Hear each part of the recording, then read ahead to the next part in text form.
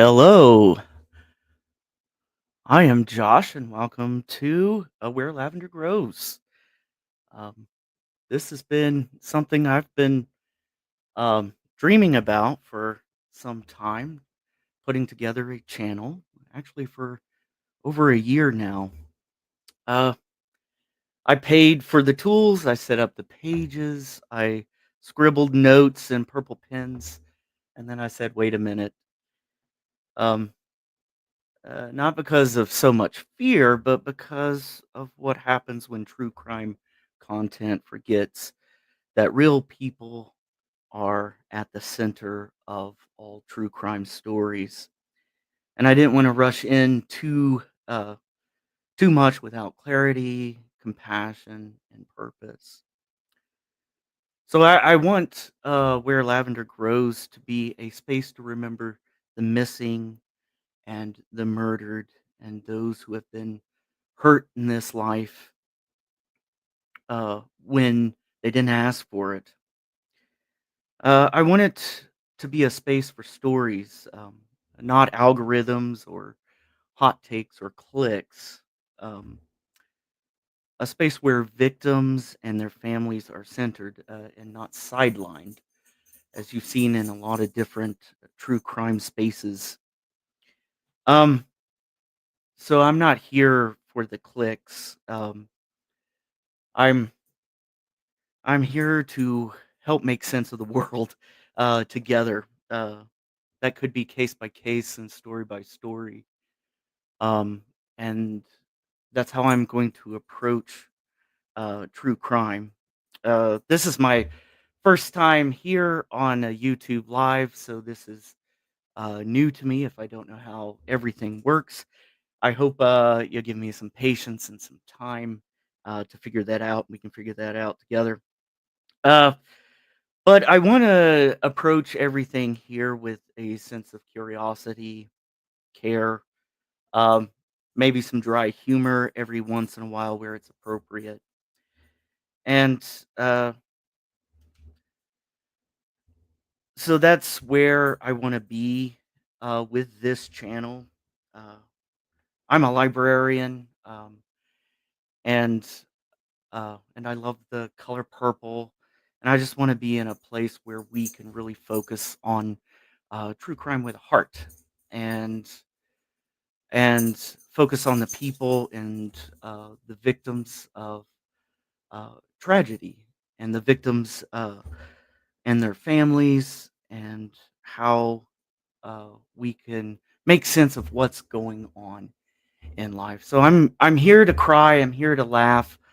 Um, I'm also here to care, and so I welcome you. I don't know how many people are actually going to watch a first live. I decided to just hop on the horse here and to get started. Um, going back, um, going back uh,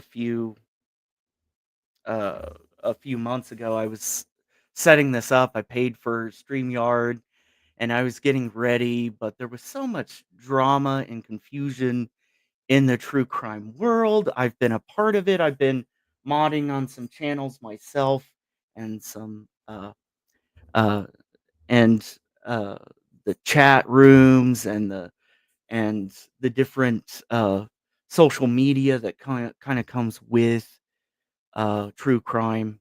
And so uh, I've seen it all. I've seen the drama. I've seen everything from uh, content creators going after very sensational type of uh, theories or uh, dynamics where they blame the. I've got my little pup back here being a little energetic and is excited that I'm talking, probably to the computer. It reminds me back in the COVID days of all the different meetings that we have and uh, online. And I always had my little coworker here. Um, but I remember in those uh, true crime content creators, sometimes they would go after victims' families or target with little to no evidence uh, law enforcement or from the details um, of the case. And so I wanted to be careful when I approach true crime here. Um, so I think where I really wanted to focus on today is just to talk a little bit about some of the things that I've had to consider in moving forward with this channel, and hopefully I can have some discussion and start a small community. Again, I'm not after. I had to sit there and decide about monetization and things like that, and I'm not sure that that's the route that I necessarily want to go. But oh, thank you, Arctic. Um, I'm just laying it out right now. I hope to be a little bit uh, prepare a little bit more as far as like cases and move into exploring the why of things happen and trying to do it in an ethical manner, trying to hold stories and not just pushing content for pushing content's sake. I really want to be a place where holding stories and holding their stories to heart. And this is, I think, starting a true crime channel. Uh, the things that I have considered when weighing in there is that sometimes you're stepping into other people's grief. And as I was referencing other content creators and things like that, victims' families, when they release and talk about their families, their loved ones who are may have been part of a tragedy, and they absolutely you're stepping into their grief and where they are. And when you release content, you have to be careful what content that you're releasing, and um, realizing that there's trauma involved there and maybe reliving trauma through it. And so you have to take that with a deep sense of reflection and self-reflection when you put content out there. And so that's kind of where I'm at. And I'm not saying that there's going to be ever perfection in what you're doing in a true crime channel. But I have seen where um, how victims, families have responded when things are um, when they have to relive through things when it's out there in social media, when the public has a hold of it, when um, perhaps things are released, or I've remembered like in the Delphi case, pictures being released that may have been, I could only imagine being traumatizing for the families in the ways, and that it was in the hands of content creators and going around there. And that was a tragic case. And I do believe that wound up with someone taking their own life.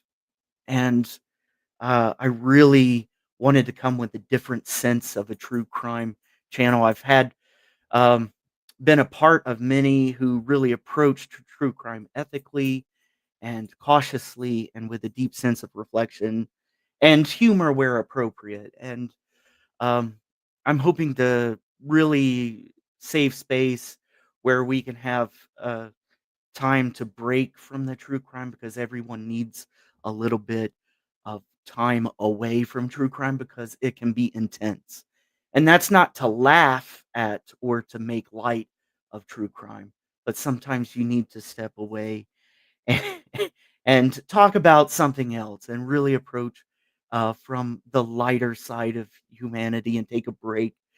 And that may come a time in the channel. I'm really hoping to get a regular schedule of putting um, some content together, some stories together, and hopefully do it in a sensitive, but reflective, and really hit uh, how we, the public, um, journey with uh, those who have um, those who have experienced true crime for themselves. And so I'm just popping on here, getting this started, moving forward in a way that does that. And so, um, a next thing I was considering is I've seen in chat. Fortunately, probably tonight, we're probably not going to have that much of trolls. And I've had to, as a moderator, I've had to uh, uh, uh, time out trolls. I've had to um, uh, take care of toxic situations within chat, describing different. Sometimes it's not even the case that you're working on, and or that you're going through, or the story that you're going through here. But the chat will go wild on other cases and different people's perspectives and angles, their favorite angle, and sensationalism plays a part in this. And I've been there myself. I think for me, true crime started um, with uh, going back to my high school years, and I got very. If you ask some of my family or friends, if you get me on certain topics with like JFK or the Zodiac killer, or um, uh, or the Black Dahlia, some of those cases, I really got deeply involved with them, and had my own angles and theories, and had my own proclivity um, to sensationalism on different conspiracy theories or angles myself. And so, uh, but I think when you're holding stories for families and stuff, you need to be cautious, or I aim to be cautious with how I approach sensationalism, and really stick to um, how we break down the story, and be sensitive to families, and be sensitive to the case that you're actually holding space for this case, and realize that we're not here. The people involved, the families involved, are not entertainment characters, and they're human lives. And even the people, the victims themselves, are not there for our entertainment. And I've been there where true crime, the puzzle solving, I enjoy the puzzle solving part myself, and trying to figure out, but I don't want to lose victims and victims' families in that process. And I've become, as I've matured in true crime, I think um, uh, I think that I've come to a deeper sense of trying to figure out the broader sense of why things are going on, or why do humans hurt other humans. And that's really where I want to start talking about that. So sometimes there might be a little bit of a philosophical journey with the why, and what circumstances, especially when you can identify with the victim in some way, and um, and what they went through, and how, or they could be remind you of a family member, or someone. And, oh my goodness, I have a niece or a nephew or nibblings that are the same age, going through watching the same cartoons, or oh, I just aged myself in that. Watching the same. I know some are into what is it? Uh, I think there's Demon Slayer out there now, and things, and I can't keep up with them anymore. Um, right, Arctic. I think uh, falling.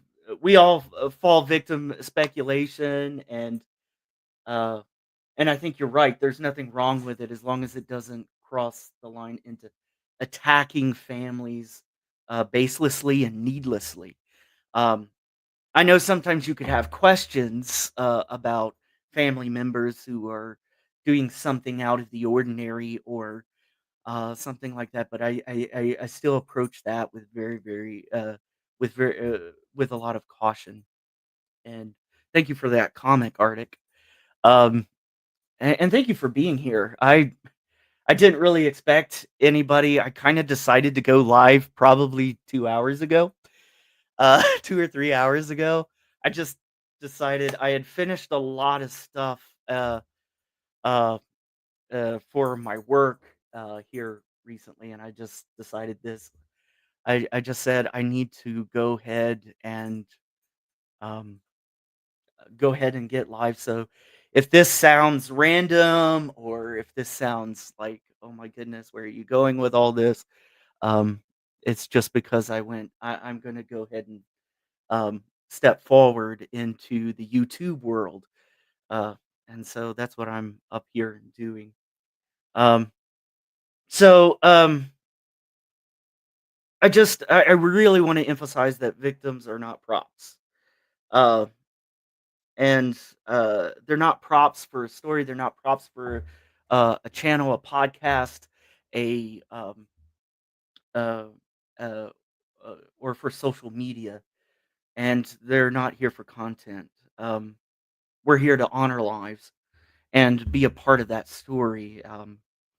As much as I love solving puzzles and putting things together, maybe that's the librarian in me. But I want to really make a space for honoring lives because I've been on the puzzle solving part of it. I've broken down crime scenes. I've even had newspaper clippings with a timeline and things like that. And I feel like sometimes that the whole scenario and the whole story is more than just that, more than just a timeline.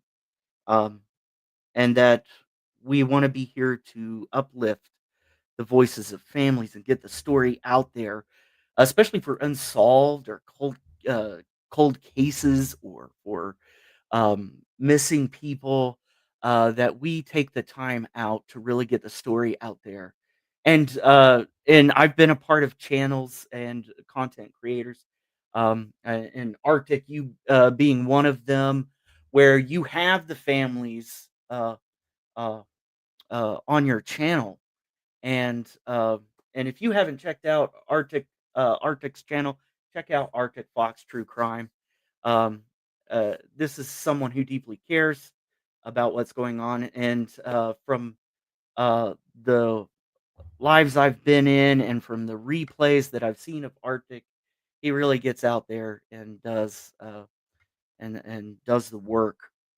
And so, uh, in other words, I just want to really focus in on presence and not performance. There's going to be days where even I'm deeply a person who loves to be jovial and to laugh.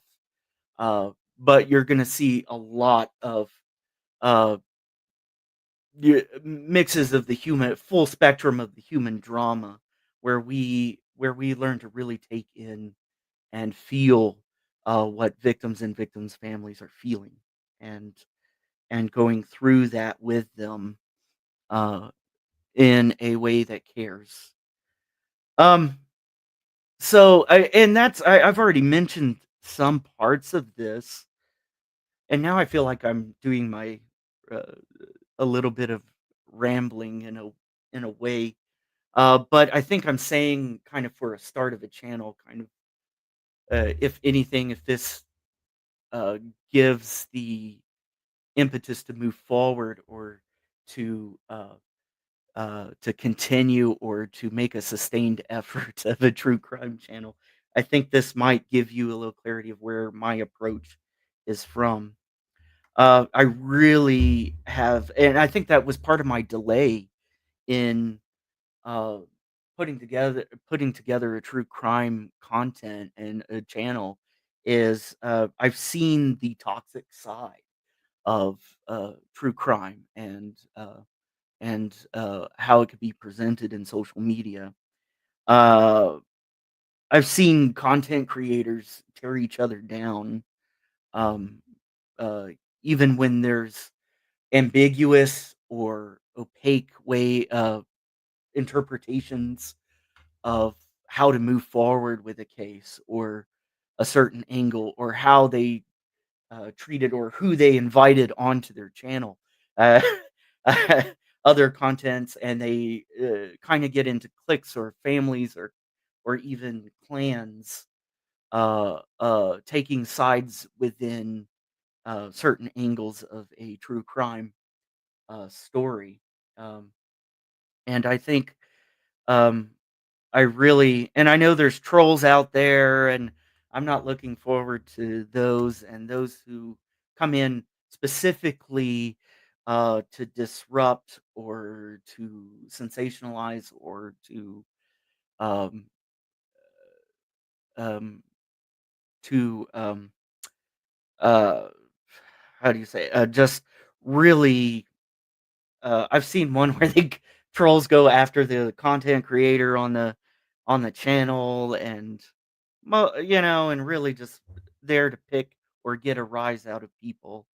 And uh but even beyond that, I just like I said, I've seen content creators go after each other, or content creators encourage unethical ways of approaching victims families or the case or law enforcement or uh, things like that. And so I just say I'm here to say I'm not playing that game. I'm just not playing that game. I may have certain aspects or thoughts or opinions about a crime, but going back to what Arctic Fox said, um, once it crosses a toxic line, or it becomes baseless, or it goes into uh, other dynamics, I think I'm just going to. I'd rather step away from that conversation and not cause harm. I want this to be a uh, yeah, there you go. Yeah, because you had to pull away from a few cases yourself. Um, uh, I have something that I think I got from my father. Um, uh, in a lot of ways, I'd rather step away and be perceived as wrong, than to absolutely um, uh, have to perpetuate toxicity. Um, by making sure people think I'm right.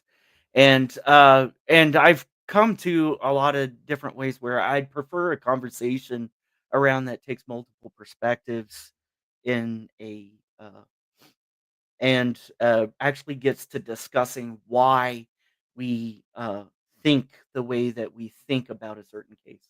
How do we feel about a certain case?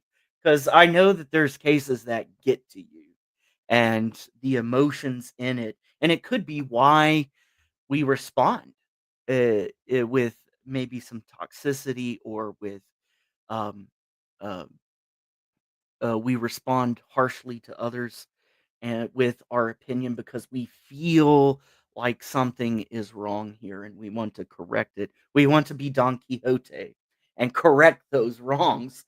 And with our noble steed and whatever tools that we have in our armchair detective toolkit. And and sometimes we just fall prey to that mob behavior, um, or get things stirred up in there. And so I just want to that was one thing that I was considering, because, I've worked in many different places and stuff like that, and I've had to deal with toxic things outside of true crime and things like that, and I've sometimes I just, don't want to deal with it I um, in that way, so sometimes I'm more, "Okay, I'll pull away," but sometimes it's, okay to say, "Wait a minute. let's just stop here because this isn't a conversation, and we're getting away from this. And this platform isn't for chaos; it's for compassion and for understanding these events together and understanding them together. Um, so I want to bring tenderness um, with humor in the right places. Sometimes humor in dark places. You see it in tragedies and dramas throughout um, throughout time and the stories that we've told. A lot of true crime and Greek and Roman tragedies and things like that. And we see that even though we have the capacity to cry, we also have the capacity to heal ourselves through laughter sometimes, appropriate laughter, sometimes in the same breath. Um, and I don't think that this is a weakness. I think sometimes it's necessary. Um, it's necessary to go through that process, but always in a reflective way of the situation and with those experiencing trauma is to step back and know when that humor is in the right spot or when it needs to or when it's crossing a line into disrespect. Um, and so that's I'm proposing this as not that this is new or that other content creators haven't really approached it this way. It's just that I want this to be a place where we can maybe we don't uh maybe it's impossible to become whole, but to really become yeah, sometimes you gotta laugh, not to cry. Yeah. Yeah, I've seen that in action in too many ways, that you gotta sometimes laugh it out in a way, or that's there's some people who are that's just their reaction to, very, traumatic situations, and so that's what I wanna hold space here for grief, but also for light, and also for the full spectrum and everything in between, and, so that's why I'm here. I don't know why you're here. Well, I have a really, Arctic is a I couldn't speak for Arctic, but, because Arctic's here, and because I've really been, seen some of your content, Arctic, I really can take a guess of why you are here as well, or at least hit on it. Um, and I guess I'm a humanities person. I really take in stories, and I love stories on this little blueberry of a planet. I love the happy stories, but I also like to get through the sad stories and the ones that cause us grief. But I so this is more of an invitation to grow with me in a lot of ways, uh, and to grow something here that's I don't want to be conceited that it would be different necessarily than any other channel or anything like that. Um, but I do want to an invitation, a welcoming space for you. Um, that's not here to build a brand, but here to grow a community with some sort of purpose. We might not understand fully what that purpose is. Uh, we might um, have moments where it's unclear, where it's messy, where that purpose becomes skewed a little bit. But I invite us to do that together, um, and um, really treat every story and realize that every story has a name and every story deserves care and deserves respect and even curiosity. I think curiosity in the human story, even I've seen this on other channels where I've modded and somebody's son, daughter, um, child, nephew, niece, brother, father, mother, um, where they have really um, they themselves appreciate the curiosity uh, in their loved one's case,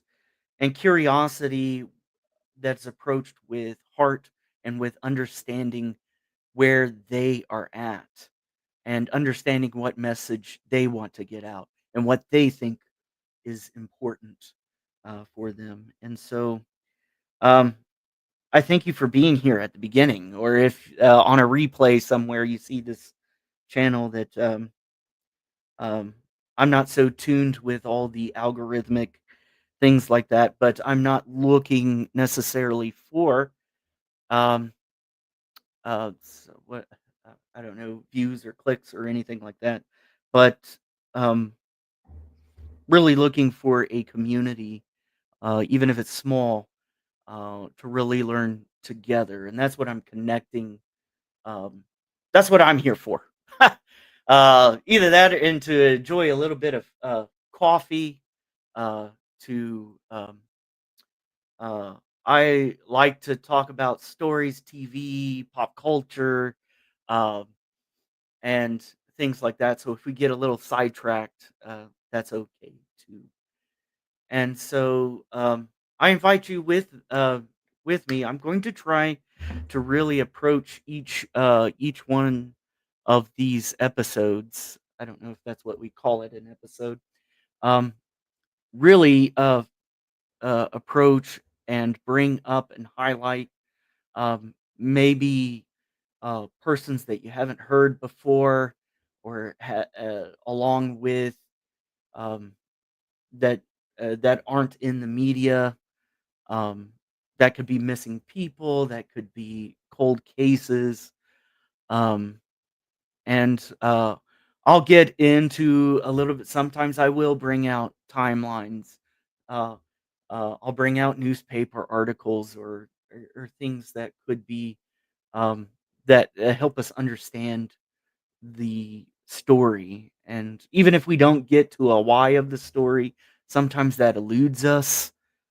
I think if we come together and we discuss it and we go through the full spectrum of the human story and the human emotion, maybe we'll come out for the better on the other side.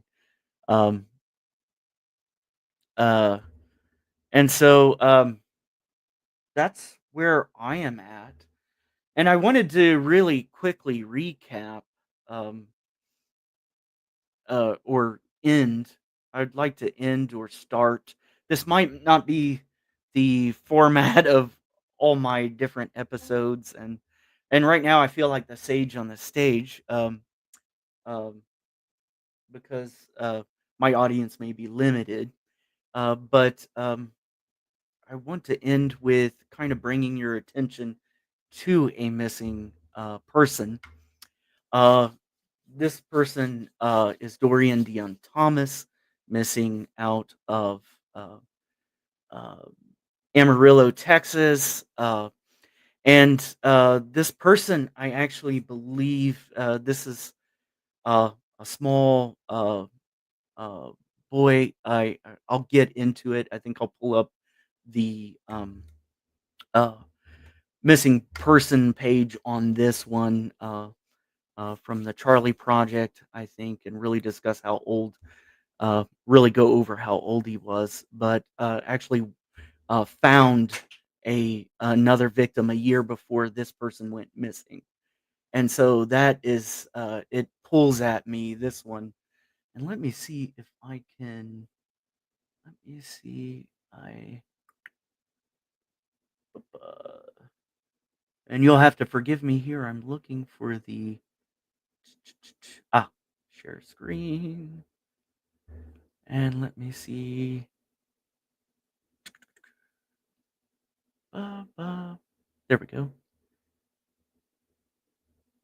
Yeah, he was 9 years old when he went missing. This is October 26th, 1998.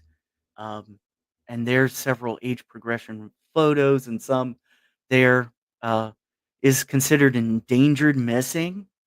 Um, had a red shirt and jeans at the time, and would be 36 years old today, I believe, if this is accurate. Uh,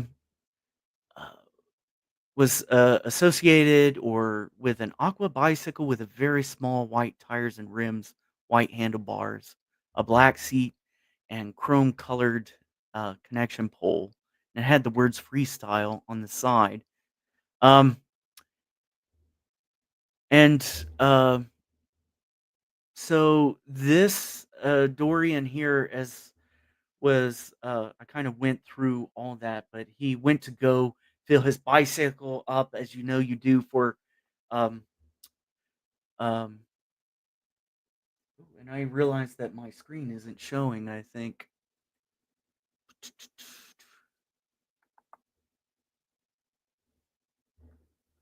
Let me see.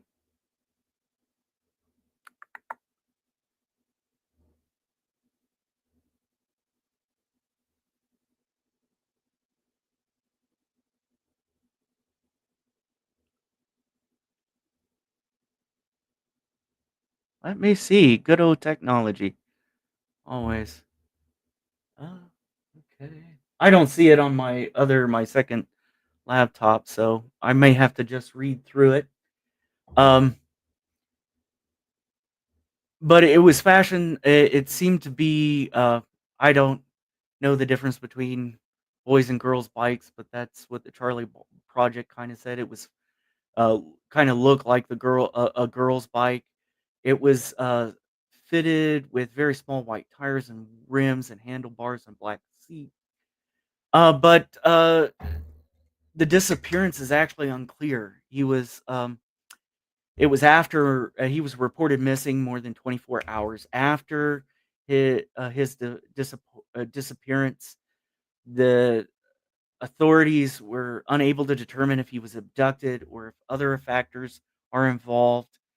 Uh, but in '97, a year before his uh, his disappearance, he was playing at Hilltop Park in Amarillo with friends when they came across another victim, uh, Gloria Ann Covington's remains behind a YMCA building.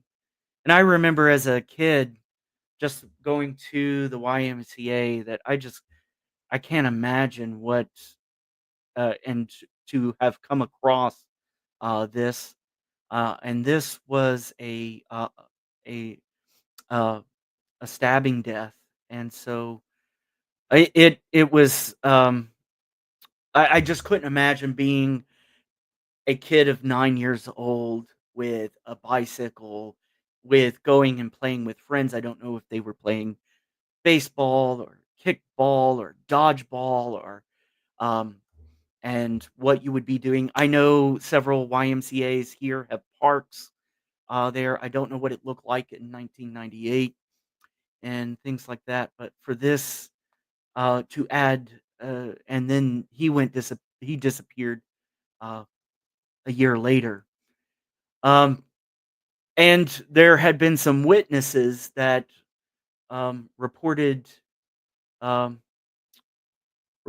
a vehicle similar to the truck involved in Covington's case was also maybe seen with this with in Dorian's case. And um, so this is something I'll have to look uh, the into this other victim's case as well, into Gloria's case, and really see delve into who she is. And so that's kind of the things I want to go over and really emphasize that Dorian is a kid of 9 years old. Yeah, you see his flyer. Thank you. Yeah. And Dorian, a kid of 9 years old, and to discover this and to think that somehow there might be a connection. I don't know if there is or not, but then to become a victim, himself might I just cannot imagine what his family is going through, um, even after all this time. I, did a newspaper search, and there was just, like, a with one of the, victim's family members. I can't remember if it was his mother or not, but one of the family members was saying, "It's been over 30 years," and the they sounded a little bit ho unsure if any resolution would ever come to this case, but they were hopeful for anybody looking into this case and things. So, this is something that, I wanna really bring to your attention, and really, if you know anything about this case, um, there are connections with the, Amarillo Police Department.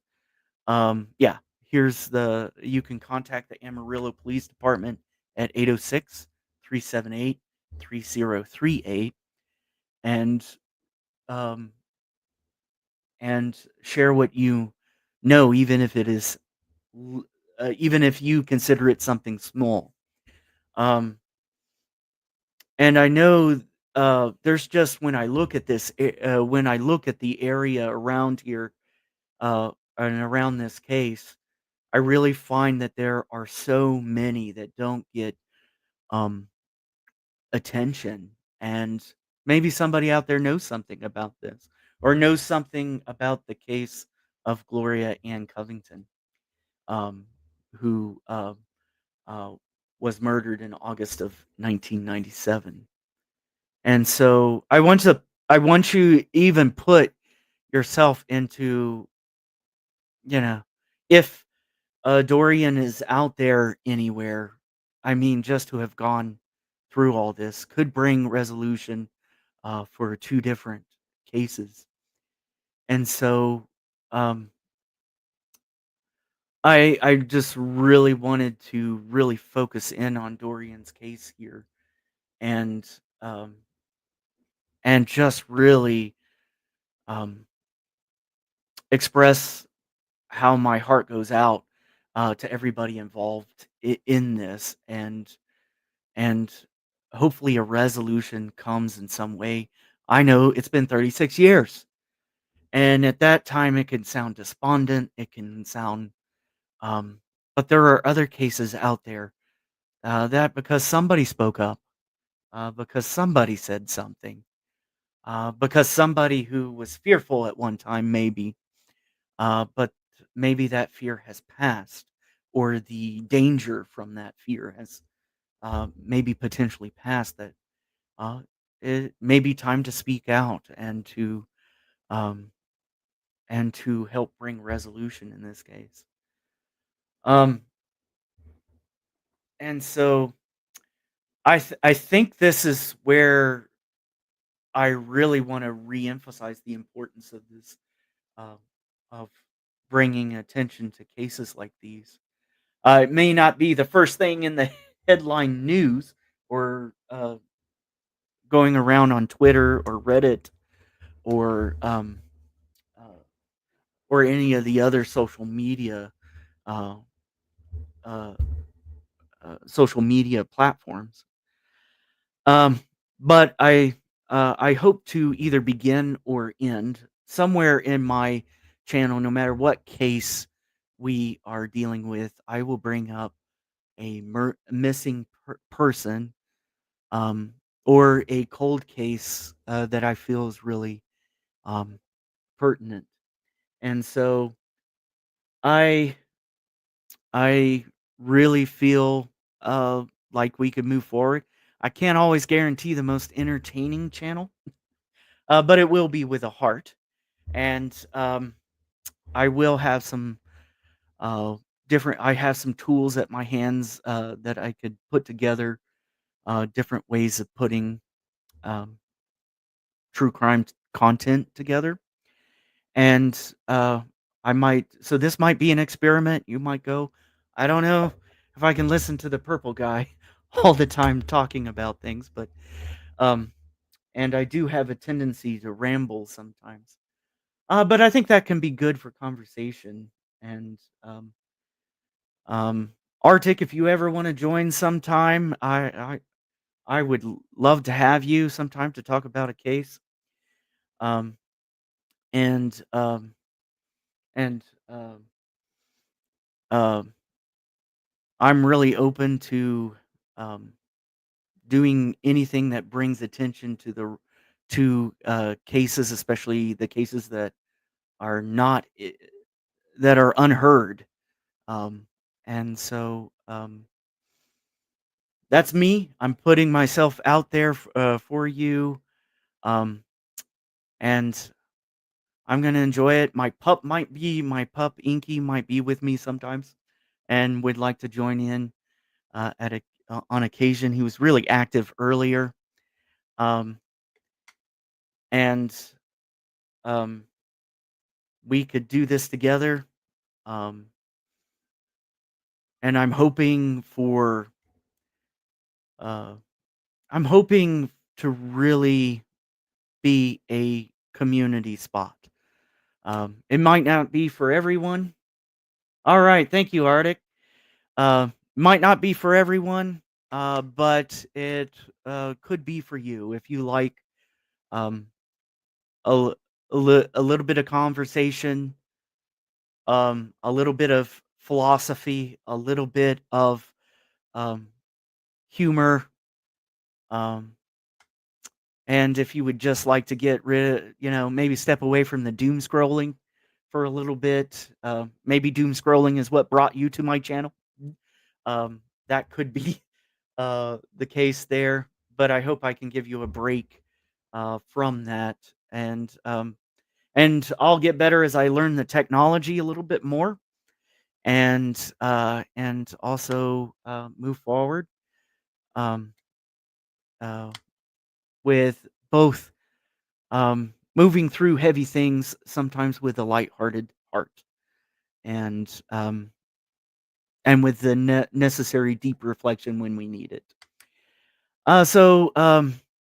Arctic, you've got any last observations, comments, and thank you again for being here. I'm gonna sip my coffee and look forward to uh, a little bit of community moving forward.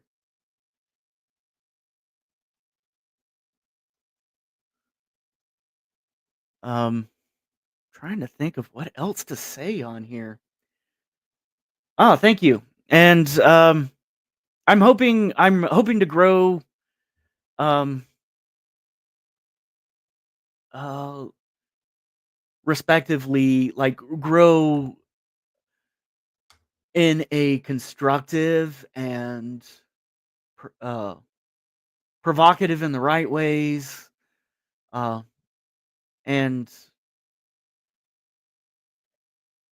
and really grow the right audience for it. And so small, um or large, or somewhere in between. I think just finding your community is what I think is important, and so I appreciate you being here, Arctic. I think I'm going to go ahead and step off the stage, and I'll probably set up another live probably for next Saturday. And I'm not sure if I've settled on 9:30 at at um, at at this time, but I'll come up with time, a 9:30 Central Time, um, and so whatever time that lands for other people in this. Yeah. All right. Well, thank you very much. Have a good evening. Take care.